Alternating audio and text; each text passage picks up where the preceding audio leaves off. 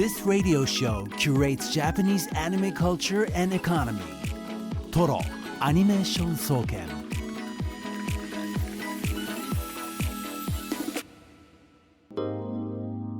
From essential recommendations to obscure trivia, this is Ryota Fujitsu's Anime Lab. SBS Radio's TORO Animation Research Institute. During this segment, our chief researcher Ryota Fujitsu will randomly introduce historically significant anime and present column-style discussions on anime-related topics. Now over to you, Mr. Fujitsu. This is Ryota Fujitsu, an anime critic. Today's topic is the cultural background of Isekai Reincarnation stories. Essentially, I'll be discussing how these Isekai Reincarnation stories that we casually enjoy came to be, what processes and historical developments led to the establishment of this genre as we know it today. It's like a university lecture, isn't it? Well, that's why there are so many titles mentioned, and also the time span is relatively long. The flow of time. Look, it's just like world history. First, if we look at the typical image of Isekai Reincarnation stories, in broad strokes, there are two main elements. One is where someone from a position similar to our modern world goes to a place with a different environment and either becomes overpowered or gets caught up in trouble. The other element is the other world itself. As I mentioned earlier, these worlds are often mockingly called Nauropa, but many are based on a medieval European-like worldview. As for how this permeated Japanese culture, the roots of suddenly being transported to a different environment and becoming somewhat overpowered can be traced back to Mark Twain's 1889 novel, A Connecticut Yankee in King Arthur's Court. In this story, a contemporary American from the northern states time slips to the era of King Arthur and gradually rises to prominence using his modern knowledge. King Arthur had this wizard named Merlin, but the story is about someone becoming more powerful than Merlin. This was probably one of the first instances where a modern person goes to a special environment and uses contemporary knowledge to succeed. After that, novels with the pattern of people traveling to other worlds were written here and there. For example, A Princess of Mars, which was published as a book in 1912, written by Edgar Rice Burroughs. In this story, a Confederate soldier from the American Civil War falls asleep and his soul experiences something like an out-of-body state and travels to Mars. Mars is a world with science that's quite close to swords and sorcery, and it's a story about him striving as a hero there. Mars exists as a kind of alternate world, doesn't it? Yeah, it's not really the actual Mars anymore. This was written back in 1912. And then, though it's not quite as overpowered, there's C.S. Lewis's The Chronicles of Narnia from 1950. This is the famous fantasy where children travel to the other world of Narnia through a wardrobe. This really forms the basic foundation for summoning or transportation to another world. But within its history, it already includes the pattern where someone who was an ordinary person here becomes powerful over there. Then through various developments, in Japan too, for example, very early on, Haruka Takachiho wrote Warriors of Another World in 1979, which was also a fantasy novel, and then The 12 Kingdoms released in 1992. While it might be difficult to call it the originator of Chinese-inspired fantasy, it's an extremely famous work by Fuyumi Ono. This novel also tells the story of an ordinary girl who ends up going to another world, the world of the 12 Kingdoms. Compared to other countries, Japan was somewhat late to the game in this area. The reason for this gap, I believe, is the relatively late emergence of the modern novel and the somewhat delayed industrial development. This leads to 2 points. First, the history of stories about people who venture into different environments and strive there. And second, why we can so casually consume medieval-style worlds.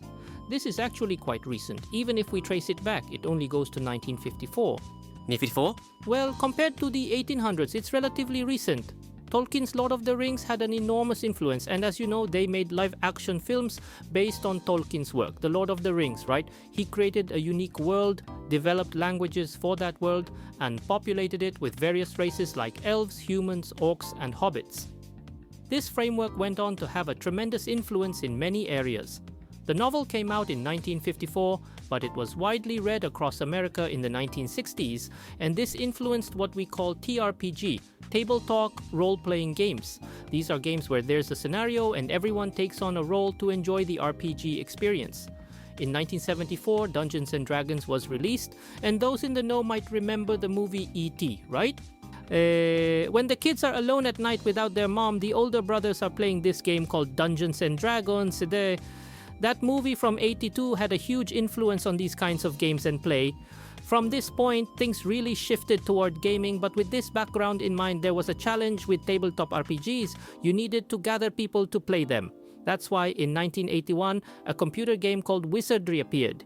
In Wizardry, you form a party and venture through dungeons to conquer them. From there, it's just a short step to Delicious in Dungeon, if I may say so.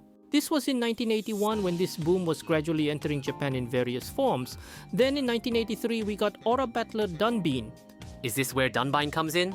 Of course, as a game, Dragon Quest from '86 was incredibly significant. While there were several so-called RPGs before it, many people actually learned the fundamentals of the genre through Dragon Quest.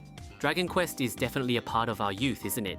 So Dunbane actually came before Dragon Quest, and there was a bit of a trend in America and elsewhere where fantasy followed science fiction. There was the Conan the Great series with Schwarzenegger in the lead role, a fantasy action piece with swords and actual magic that was also based on a novel. Things like that were being made here and there after the Star Wars boom, but they weren't exactly what you'd call a major success. So Tomino probably caught on to this fantasy trend and created Dunbean, which had a somewhat medieval setting because he thought it should be fantasy rather than science fiction.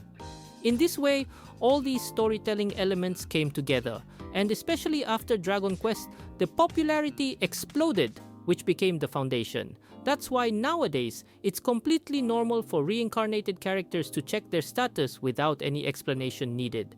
As this trend continued into the 90s, these elements became even more mainstream in shows like NG Knight Ramune and 40, which was about an elementary school student going to another world, and also Mashinhiro Wataru from 1988, which was also about an elementary school student traveling to another world.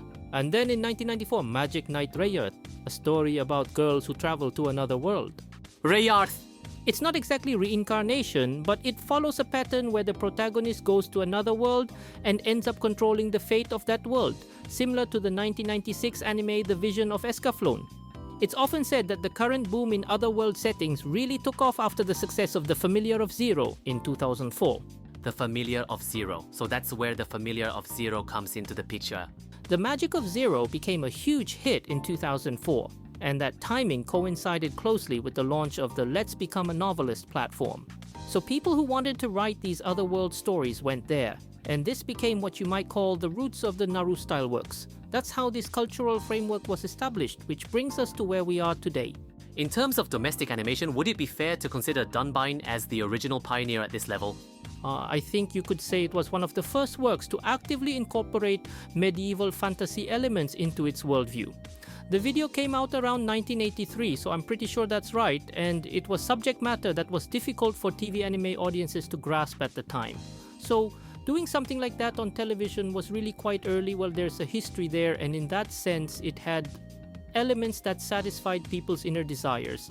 By adding that medieval-style fantasy history, everyone became able to create worlds freely, and I think that's why it spread so widely. Thank you, Mr. Fujitsu. I understand. How did you enjoy this episode of SBS Radio's TORO Animation Institute? TORO Ani is broadcast live every Monday at 7 p.m. on Japan's SBS Radio. Please be sure to tune in.